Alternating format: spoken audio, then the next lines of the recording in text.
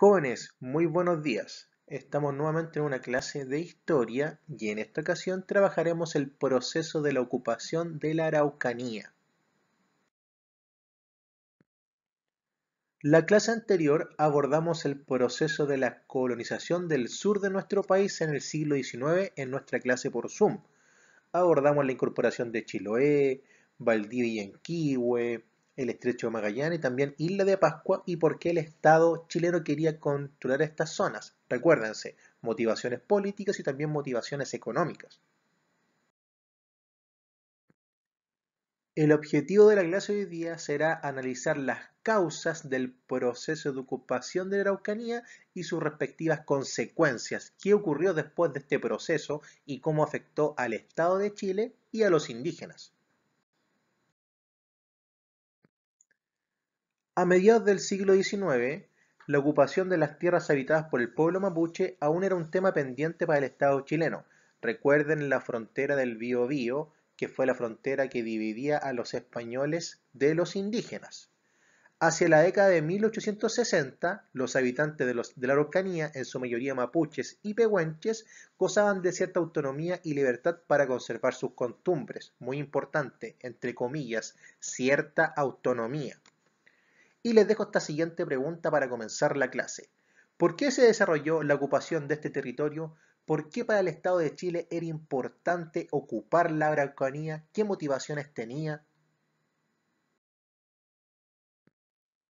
Sabemos que durante el siglo XIX el Estado de Chile quería hacer soberanía efectiva en todo el territorio nacional que comenzaba en Copiapó y terminaba en el Estrecho de Magallanes y la Patagonia. Era muy importante controlar todo el territorio. La clase anterior abordamos cómo se colonizó el sur, Valdivia y Yanquihue, el estrecho de Magallanes, pero había una zona muy importante para nuestro país que era la zona de la Araucanía, que estaba controlada principalmente por el pueblo mapuche. Entonces, para comprender este proceso de ocupación de este sector, tenemos que conocer sus antecedentes. Lo primero, después de la guerra contra la Confederación Perú-Boliviana del año 1836 hasta el año 1839, que gana Chile, empieza un proceso de ocupación irregular de la zona de la Araucanía por parte de ex soldados y también algunos chilenos particulares que van a comprar tierras a la Araucanía. Y lo hacen de forma irregular, con malas prácticas, malos tratos, muchas veces existían dos o tres dueños del mismo territorio. Aquí comienza lentamente el avance del Estado de Chile sobre el territorio indígena. Por esto mismo, los indígenas lentamente se van sometiendo al Estado de Chile y van perdiendo algunos territorios y están siendo desplazados a otras zonas que son poco fértiles, como son las zonas precordilleranas o también las zonas costeras. Recuerden que para el pueblo indígena mapuche la tierra era fundamental dentro de su cosmovisión, dentro de su pensamiento. Por eso que es muy importante conocer también y entender que el Estado estaba preocupado por esta zona por muchos factores que vamos a abordar en esta clase. Existieron diferentes motivaciones para llevar a cabo este proceso de ocupación de la Araucanía en el siglo XIX por parte del Estado de Chile. Lo primero son los intereses económicos. La zona de la Araucanía en el siglo XIX e incluso en la actualidad es una zona de tierra fértil donde se practica la agricultura. Si Chile controlaba esa zona de forma efectiva, automáticamente impulsaba el desarrollo económico de nuestro país. Dos puntos muy importantes que se desprenden de los intereses económicos. Lo primero, en el ámbito nacional. En el norte de nuestro país, la población fue un aumento por el tema del auge minero y principalmente el auge del salitre, que lo vamos a abordar con la Guerra del Pacífico. Y se necesitaban diferentes recursos para mantener a la población. La Araucanía los podría brindar y era muy importante exportar recursos desde la Araucanía hasta la zona norte de nuestro país. En el ámbito internacional, tanto en Estados Unidos como en Australia, empieza la fiebre del oro, donde se encuentran diferentes yacimientos de oro y la población empieza a aumentar en esas zonas y necesitaban diferentes productos para mantenerse, al igual que en el caso nacional. Y como Chile en el siglo XIX e incluso en la actualidad se ha caracterizado por ser un país exportador de materias primas. Si controlaba la Araucanía, automáticamente aumentaban nuestros recursos para poder exportar. Eso en el ámbito económico. En el ámbito político, Chile quería hacer soberanía efectiva en todo el territorio. Recuerden que fue una política de Estado tanto de los gobiernos conservadores como de los gobiernos liberales. Quería defender sus fronteras de los países vecinos, ya sea Argentina, Perú, Bolivia o de alguna otra potencia europea occidental principalmente. Y un acontecimiento muy importante en este control político es lo que está en la diapositiva adjunta, este personaje francés que se llama Aurélien Anton de Tounès, más conocido como el rey de la Araucanía, que en la década de 1860 dice lo siguiente: la Araucanía es mía, yo soy su rey, yo la voy a administrar, y esto automáticamente está atentando contra el Estado de Chile, porque acuérdense que la Araucanía era parte del territorio nacional. Por eso que Chile se preocupa, persigue a esta persona para que se vaya del país y no atente contra la soberanía nacional. Eso en el ámbito político. En el ámbito cultural también es muy importante la teoría del darwinismo social. Recuerden la teoría de Charles Darwin sobre la evolución de la especie, pero hay una rama que se divide en el ámbito social, que decía lo siguiente: que el hombre europeo era un hombre civilizado, un hombre con cultura, un hombre con ciencia, mientras que el hombre indígena, el pueblo indígena, era una cultura sin civilización, precaria, y por eso que era muy importante someter al pueblo para entregarle cultura. También fue un punto muy importante una política impulsada por el Estado para someter este territorio en específico, ya sea interés económico, ya sea interés político, también en este caso del darwinismo social, que fue muy importante en el ámbito cultural. Otra motivación importante por parte del Estado para controlar la Araucanía fue un factor geográfico. Recuerden que Chile en el siglo XIX comenzaba en esta zona, Copiapó, Antofagasta y Arique, aquí que se gana después de la Guerra del Pacífico, que vamos a trabajar. Comenzaba de acá, todo abajo y también parte de la Patagonia. Y aquí está la Araucanía. Y Chile quería controlar esta zona primero para darle continuidad geográfica, ¿cierto? Para que el país no estuviera cortado. Siguieron la misma línea hacia abajo. Recuerden también la zona acá de la isla de Chiloé, que también era parte importante de nuestro país. Y otro factor relevante porque Chile quería controlar esta zona fue el tema del transporte. Chile quería hacer una comunicación efectiva y conectar ya sea de norte a sur nuestro país y que el país no estuviera cortado por esta zona que estaba dominada principalmente por los mapuches. Como ya sabemos, el Estado de Chile quería controlar esta zona de la Araucanía por diferentes motivaciones políticas, económicas y geográficas. Un punto muy importante, y no lo olviden, es que el Estado fue quien impulsó este proceso de ocupación de la Araucanía. El Estado quería controlar esta zona, el Estado quería hacer soberanía, el Estado quería ganar más recursos económicos. ¿Ya? Eso es lo primero.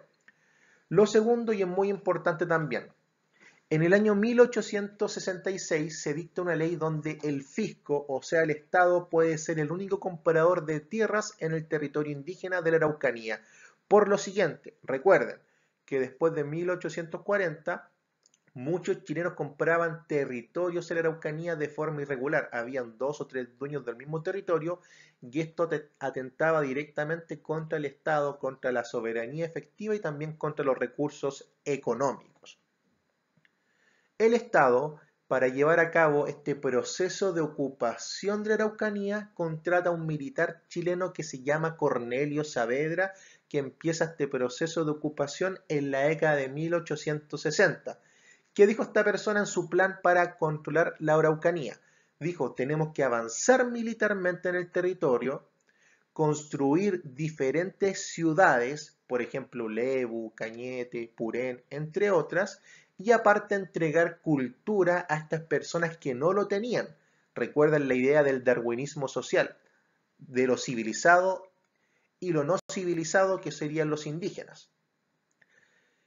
Acá, en esta fuente, en este mapa, podemos ver dónde se desarrollaron las diferentes pugnas y también dónde fueron las principales fundaciones de ciudades en el siglo XIX en este proceso de ocupación de la Araucanía, y podemos ver principalmente que fue en la depresión intermedia por ser tierra fértil. Lo hablamos en el tema del interés económico. Otro punto relevante que no lo tienen que olvidar es que este proceso de colonización y este proceso de avance por parte del Estado de Chile en este territorio tuvo diferentes levantamientos indígenas que fueron reprimidos por parte del Estado de Chile. El Estado, para controlar esta zona de la Araucanía, implementó diferentes estrategias. La primera fue la confiscación de tierras. Cuando el ejército chileno iba avanzando en los territorios, cuando el Estado de Chile iba avanzando en este territorio indígena, lentamente se le fueron quitando las tierras a los mapuches y se les fueron entregando a otras personas, principalmente a chilenos y también extranjeros. Recuerden el proceso de migración europea a nuestro país y también el proceso de colonización del sur. Por eso que la confiscación de tierras y la colonización por parte de chilenos y extranjeros fue una estrategia muy importante impulsada por el Estado de Chile. Lo segundo es el tema de las reducciones. Cuando se le quitaban los territorios a los mapuches, a los indígenas, eran enviados a otras zonas, ¿ya? A otras zonas precordilleranas, a zonas también costeras, donde la tierra no era tan fértil como en la depresión intermedia. Y también se atentaba contra la cosmovisión indígena, porque recuerden lo siguiente, el indígena, el mapuche, cuidaba el medio ambiente, cuidaba la tierra, tenía una cosmovisión totalmente diferente al chileno que tenía la percepción del rol económico, del recurso económico y también de la propiedad privada. Los indígenas y los mapuches no tenían esa concepción de que existía propiedad privada. Acá les dejo una fuente del historiador José Bengoa sobre el proceso de ocupación. Quiero que destaquen el contexto de la fuente y la problemática central que nos da a conocer el autor en torno a este proceso de la ocupación de la Araucanía. Sabemos entonces que las reducciones son cuando los indígenas eran enviados a otros territorios precordilleranos o también costeros donde las tierras no eran tan fértiles como la depresión intermedia y se les despojaban de sus tierras. También recordemos que los indígenas no tenían la concepción de la propiedad privada y veían el medio ambiente como un ser viviente, ¿cierto? La tierra, el agua, que les entregaba la vida en gran medida. Y acá dos imágenes de cómo las reducciones impactaron al pueblo mapuche. Quiero que observen estas dos imágenes y me digan cuál fue el impacto más significativo del despojo de las tierras de los indígenas y este proceso de reducciones.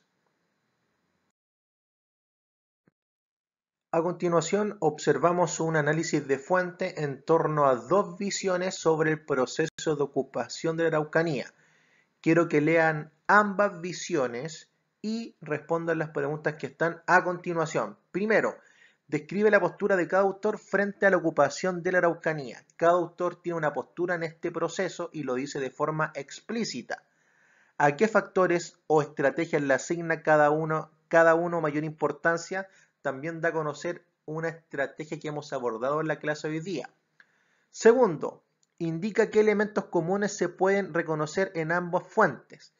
Quizás tienen opiniones diferentes sobre este proceso, pero también pueden tener aspectos en común que quiero que destaquen. Consecuencias del proceso de ocupación de la Araucanía. Cambios en la posesión de la tierra. Lo más evidente se podría decir, donde la tierra que era mapuche era indígena pasó en gran medida a manos del Estado de Chile. Segundo, los indígenas vivían de forma familiar en sus territorios, ¿cierto? Y con estas nuevas estrategias utilizadas por el Estado, ya sea la confiscación de tierra, la colonización y las reducciones, se implementó el tema del carácter comunitario dentro de los indígenas que atentaba directamente contra sus cosmovisión porque ellos no vivían de forma comunitaria y tampoco tenían la percepción de la propiedad como lo hemos conversado. Tercero, Mala calidad de terrenos. Desarrollan economías de subsistencia precarias a lo que genera pobreza en las comunidades indígenas. Los terrenos que le entregaron eran malos, eran poco fértiles y automáticamente estos indígenas se van empobreciendo de forma muy significativa y algunos trabajan en las haciendas de los dueños de la Araucanía, porque estas tierras, recuerden, fueron confiscadas y fueron entregadas a otras personas, principalmente a chilenos con mucho poder adquisitivo y también extranjeros. Y los indígenas, algunos trabajaban en las haciendas de estos nuevos colonizadores, se podría decir. Y por último, es un proceso muy importante también fue las migraciones. Muchos indígenas migraron al norte, al centro y también a la zona ya sea precordillerana o costera, y también surge este proceso de aculturación que abordamos en la clase pasada, donde este pueblo indígena, el mapuche, lentamente va perdiendo su cultura por el sometimiento de otra gran cultura que sería la cultura del Estado de Chile, ¿cierto? Van perdiendo sus tradiciones, sus costumbres, también se va perdiendo el idioma, entre otras. Acá les dejo este recurso 69 que nos da a conocer la visión del historiador José Bengoa sobre las consecuencias del proceso de ocupación de la Araucanía en las mujeres mapuches. Y esto automáticamente lo podemos ligar y conectar con el tema de las reducciones. Quiero que lean esto y que destaquen el contexto que habla el autor y también la problemática central que nos da a conocer en torno a las mujeres y su rol dentro del pueblo indígena, dentro de los mapuches. Lo siguiente son dos recursos en torno a las consecuencias del proceso de ocupación de la Araucanía. Lo primero es una tabla que nos da a conocer la superficie ocupada por el Estado de Chile en el siglo XIX en la Araucanía y también la superficie ocupada por los mapuches en el siglo XIX.